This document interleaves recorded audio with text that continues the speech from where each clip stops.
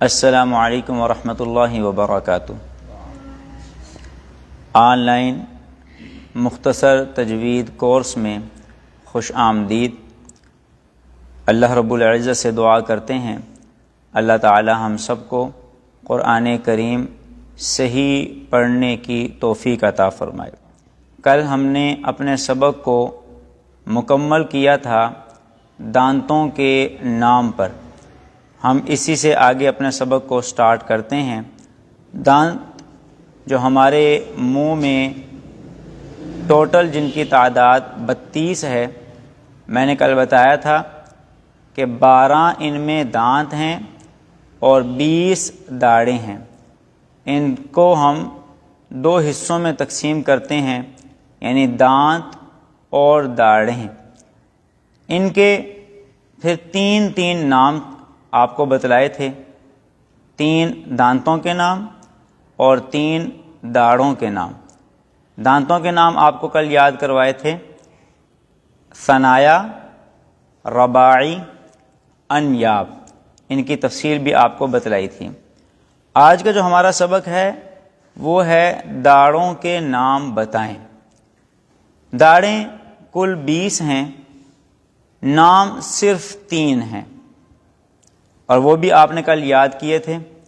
ان کو دوبارہ ہم دہرا لیتے ہیں۔ زواحق، طواحن، نواجذ۔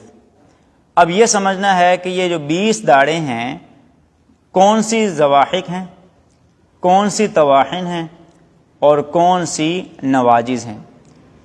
کل جو آپ نے پڑھا ثنایا، رباعی، انیاب۔ انیاب جو دانت ہیں، اس کو ہم اپنی الفاظ میں یوں سمجھ سکتے ہیں، جو نوک دار دانت ہوتے ہیں۔ جب بچہ دانت نکالتا ہے تو ہمارے ایک اردو میں چلتا ہے بچہ سوا نکال رہا ہے، یعنی نوکیلے دانت۔ تو وہ جو نوک دار دانت ہمارے منہ میں ہیں، آپ اپنے انگوٹھے کو لگائیں اور اس نوکیلے دانت سے نشان بن جائے گا۔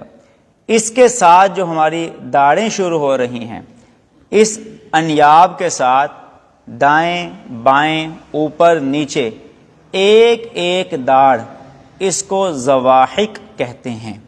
یعنی زواحق یہ 4 داڑیں ہوئی۔ اس کے بعد زواحق کے ساتھ 3 داڑیں، 3 دائیں 3 بائیں اوپر اور نیچے، کل 12 داڑیں یہ ہیں۔ ان کو طواحن کہتے ہیں۔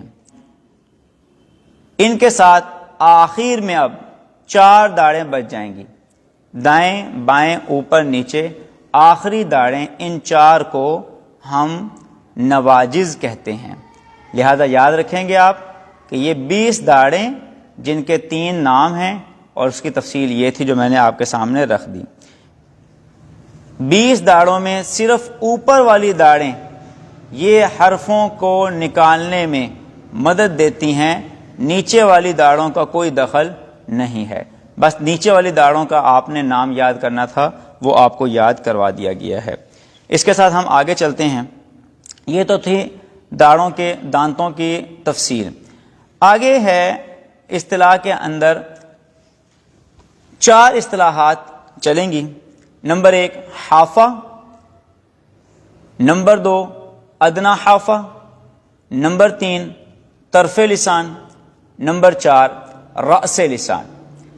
اب میں اس کو سوال بناؤں، حافہ کیا ہے، ادنی حافہ کیا ہے، طرف لسان کیا ہے، رأس لسان کیا ہے؟ یہ 4 سوال ہیں۔ میں اس کو لیکن یہاں سے سمجھانے سے پہلے اپنے الفاظ میں سمجھاؤں گا۔ یہ میرا ہاتھ دیکھیں آپ، اس کو تصور کریں یہ ہماری زبان ہے۔ یہ زبان کا دائیں طرف ہے اور یہ زبان کا بائیں طرف ہے۔ یہاں سے زبان ہماری موڑ کاٹ رہی ہے، اور یہ اس کا گولائی حصہ ہے اور یہ زبان کا سامنے والا حصہ ہے۔ یہ جو 4 اصطلاحات میں نے بتائی، حافہ، ادنی حافہ، طرف لسان اور رأس لسان، یہ زبان کی ان سائڈوں کے نام ہیں۔ یہ نام آپ نے اس لیے یاد کرنے ہیں کہ جب آگے ہم نے حرفوں کا مخرج پڑھنا ہے، مخارج پڑھیں گے، تو ایک حرف یہاں سے نکل رہا ہوگا، کچھ حرف یہاں سے نکل رہے ہوں گے، کچھ سامنے سے، تو اب ہمیں وہاں پر پوری تفصیل نہیں بتانی ہوگی، وہاں ہم آپ کو صرف یہ اصطلاح بولیں گے، اس اصطلاح کے ذریعے آپ نے پوری بات سمجھ لینی ہوگی۔ لہذا زبان کا جو دائیں اور بائیں یہ اندرونی کنارہ ہے جو ہمارے گالوں میں چھپا ہوتا ہے اور داڑھوں کو لگ رہا ہوتا ہے اندر، اس حصے کو حافہ کہتے ہیں۔ آپ یاد رکھیں گے، زبان کا دائیں بائیں اندرونی کنارہ جو ہماری گالوں میں چھپا ہوتا ہے اور داڑھوں کو لگ رہا ہوتا ہے، اسے حافہ کہتے ہیں۔ آگے چلیں، دوسرا سوال تھا ادنا حافہ۔ زبان جہاں سے موڑ کاٹتی ہے، گول ہوتی ہے، گلائی جہاں سے اس کی شروع ہوتی ہے، یہ گلائی ہمارے جو میں نے داڑھ بتائی زواحق جو ہنسی میں نظر آتی ہے، یہ گلائی وہاں لگتی ہے۔ اس گلائی کو، پورے گول حصے کو نہیں، اس حصے کو جو زواحق کو لگے اسے ادنا حافہ کہتے ہیں۔ اور آگے تیسری اصطلاح ہے طرف لسان۔ زبان کا جو پورا گول حصہ ہے جو سامنے والی 12 دانتوں کو لگتا ہے، اس گول حصے کو طرف لسان کہتے ہیں۔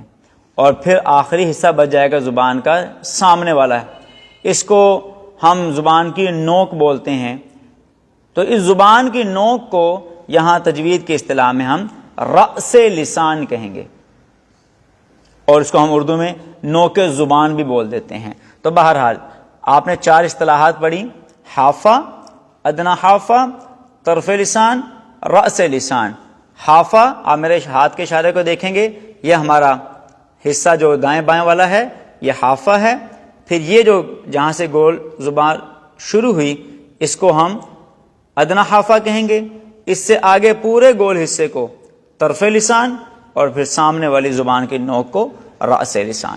اسی کے ساتھ ہماری یہ اصطلاحات کا سبق مکمل ہوا۔ کچھ اصطلاحات باقی ہیں، انشاءاللہ اس کو ہم اگلے سبق میں پڑھیں گے۔ اب آپ میرے ساتھ کل کی طرح تھوڑی تلاوت کریں گے۔ کل ہم نے سورۃ الفاتحہ کی ابتدائی 3 آیات کی تلاوت کی تھی، آج اس سے آگے ہم پڑھتے ہیں۔ اعوذ باللہ من الشیطان الرجیم،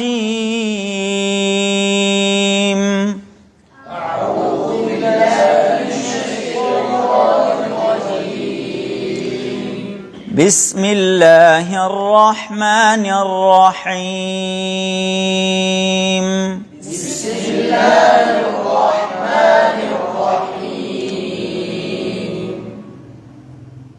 إياك نعبد وإياك نستعين،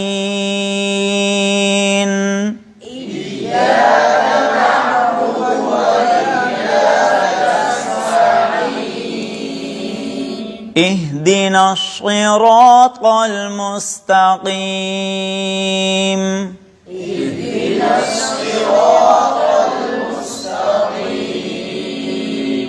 صراط الذين أنعمت عليهم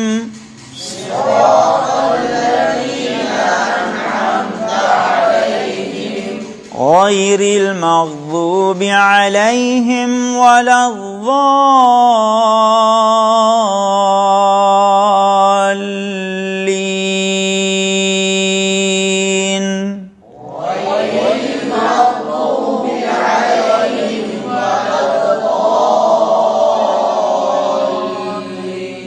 صدق اللہ العظیم۔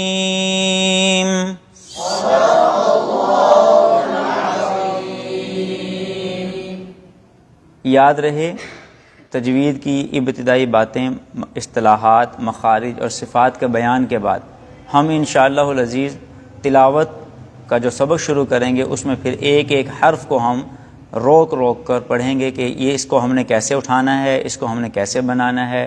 مثلا جیسے آج ہم نے پڑھا ایا کا، یہ ای کیسے پڑھنا ہے، یا کیسے لمبا کرنا ہے، کاف کیسے نکالنا ہے، انشاءاللہ اگلے اسباق میں یہ باتیں بھی آپ کو بتلائی جائیں گی۔